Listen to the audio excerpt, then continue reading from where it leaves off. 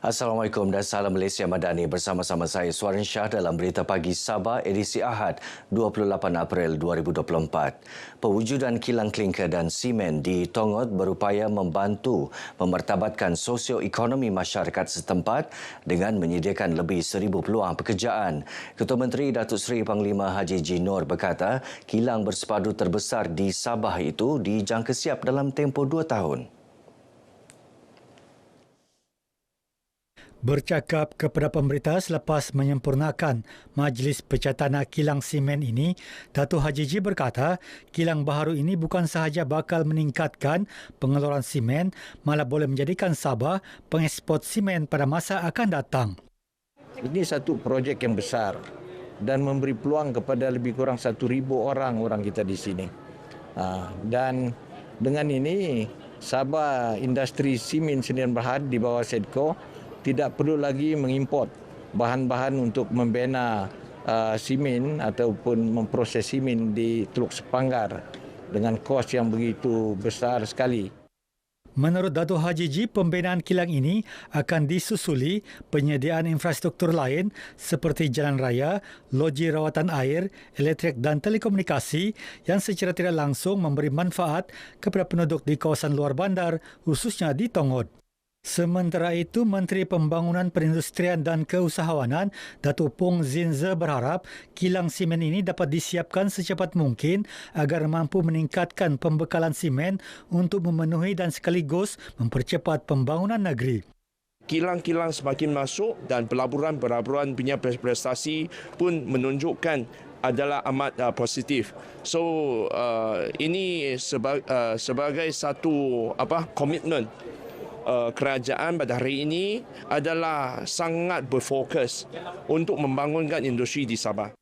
Pada majlis ini, Datuk Haji G turut menyerahkan 83 geran tanah kepada wakil daripada 4 mukim iaitu Pinanga, Intilibon, Menanam dan Kuamut. Turut disampaikan replika kunci bas mini sumbangan Adun Kuamut kepada SMK Tongot.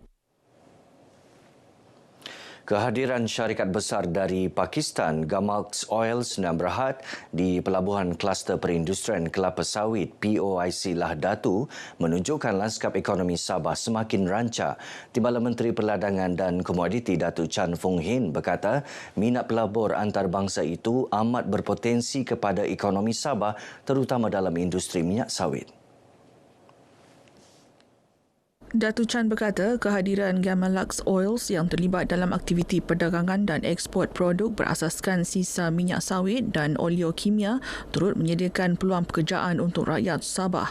Beliau menyatakan demikian ketika berucap sempena lawatan rasminya ke Gamalx Oils Sdn Bhd di Lahadatu. Datuk Chan turut memuji syarikat berkenaan atas komitmen mereka terhadap kemampanan dan amalan alam sekitar, sosial dan tadbir urus ESG. Inisiatif itu katanya bukan sahaja menyumbang kepada pertumbuhan ekonomi di rantau ini, malah menunjukkan penjagaan yang bertanggungjawab terhadap sumber asli di negeri ini. Syarikat pemula di Sabah dan Sarawak digalakkan untuk terlibat dalam inisiatif My Startup bagi mengukuhkan lagi perniagaan. Timbalan Menteri Sains Teknologi dan Inovasi MOSTI, Datuk Muhammad Yusof Abdal berkata, platform digital itu menawarkan sumber keuangan, akses latihan, bimbingan dan rangkaian profesional yang luas melalui sistem kecerdasan buatan AI yang dibangunkan. Kita juga ada geran-geran yang kita bagi kepada startup untuk kalau mampu untuk diekspor, kita akan ekspor barang mereka. Di samping itu sambil kita bimbing mereka, berikan latihan, pendedahan dan banyak lagi lah usaha-usaha di bawah kementerian saya. Datuk Muhammad Yusof menjelaskan demikian ketika ditemu bual dalam program Ayok Santai Showcase Raya Tower FM bersama MOSTI. My Startup ditubuhkan pada 2021 untuk memelihara ekosistem syarikat pemula niaga negara melalui program pembangunan kapasiti yang menghubungkan syarikat pemula, pelabur dan bakat teknologi menerusi portalnya. Sambutan Minggu Perpaduan dilaksanakan bertujuan mengukuhkan semangat patriotisme, nilai perpaduan dan hubungan antara kaum sejajar dengan gagasan Malaysia Madani. Wilayah Persekutuan Labuan menjadi lokasi ketiga siri jelajah kembara perpaduan sempena sambutan Minggu Perpaduan 2024 selepas Sabah dan Sarawak. Majlis Perasmian Jelajah Kembara Perpaduan ini disempurnakan Menteri di Jabatan Perdana Menteri Dr. Zaliha Mustafa bersekali dengan pelancaran Labuan International Sea Challenge LISC 2024. Turut hadir Timbalan Ketua Setiausaha Kementerian Perpaduan Negara Muhammad Sobri Mat Daud. Jelajah Kembara Perpaduan merupakan simbolik pergerakan kapsul sambutan Minggu Perpaduan bagi mengumpulkan hasrat dan harapan rakyat Malaysia mengikut kluster-kluster di bawah teras strategik kerangka Malaysia Madani di setiap lokasi. Hasil tersebut akan dibawa ke sambutan Minggu Perpaduan Peringkat Kebangsaan yang akan dilaksanakan di Negeri Johor pada 23 hingga 26 Mei 2024 nanti. Di antara pengisian kepada Minggu Perpaduan ini merupakan salah satunya di rumah kami yang kita namakan rumah kami, iaitu rumah etnik-etnik yang ada di Malaysia. Kalau di wilayah Persekutuan Labuan ini antaranya Kadayan, India pun ada, Brunei pun ada, supaya kita dapat sama-sama mengenali adat resam etnik yang berbeza ini. Muhammad Sobri ditemui pemberita selepas merasmikan Malam Silang Budaya Perpaduan yang berlangsung malam tadi. Hadir sama Timbalan Pengerusi Perbadanan Labuan Simsudin Sidik dan Pengarah Jabatan Perpaduan dan Integrasi Nasional JPNIN Labuan Esther Dingkawan.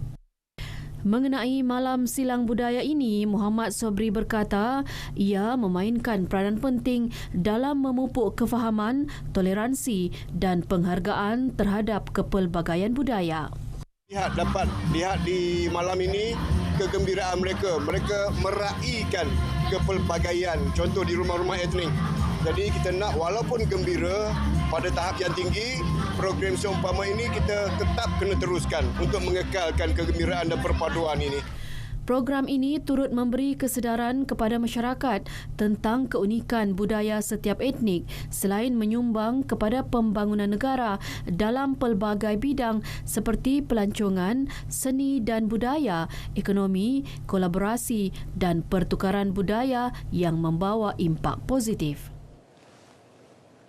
Majlis Rumah Terbuka Aidilfitri Timbalan Ketua Menteri Datuk Syahilmi Yahya yang juga ahli Parlimen Putatan meriah dengan kehadiran lebih 7,000 pengunjung terdiri daripada masyarakat pelbagai kaum di daerah itu. Majlis turut diserikan lagi dengan kehadiran isteri Perdana Menteri Datuk Seri Dr. Wan Azizah Ismail. Ketibaan Datuk Wan Azizah diiringi isteri Ketua Menteri Datin Seri Panglima Datuk Julia Salak dan Menteri Belia dan Sukan Hanayo. Datuk Syahilmi ketika ditemui berkata kehadiran ramai pengunjung terdiri daripada pelbagai lapisan masyarakat menunjukkan perpaduan kukuh rakyat di negeri ini. Harus kita pupuk daripada masa ke semasa. Resepinya adalah untuk kita sentiasa saling hormat menghormati, meraihkan kepelbagaian di antara kita dan merapatkan perpaduan masyarakat di negeri Sabah dan juga negara kita. Di Ranau, lebih 4,000 orang pengunjung memeriahkan Majlis Rumah Terbuka Hari Raya Aidilfitri Menteri Keuangan Datuk Seri Panglima Masidi Manjun yang juga adun karanaan. Acara tahunan ini antara lain bertujuan mengeratkan lagi hubungan silaturahim masyarakat pelbagai kaum tanpa mengira perbezaan agama, budaya dan fahaman politik. Cara ini saya berpendapat akan memupukkan rasa mahabbah, persaudaraan dan juga perpaduan di kalangan masyarakat. Kalau kita lihat hari ini kita ada pengunjung daripada pelbagai parti dan saya pastikan hari raya terbuka atau rumah terbuka di Ranau ini tidak melihat para tetamu itu daripada segi anutan parti tapi dia orang Ranau atau orang-orang kita. Selain dihidangkan dengan pelbagai juadah dan kuih muih, orang ramai turut disajikan dengan persembahan nyanyian daripada penggiat seni tempatan. Baik, paparan itu mengakhiri perkembangan berita pagi Sabah kali ini. Menyusul selepas ini berita pagi Sarawak. Dari sungai hingga ke segara, Palestin pasti merdeka.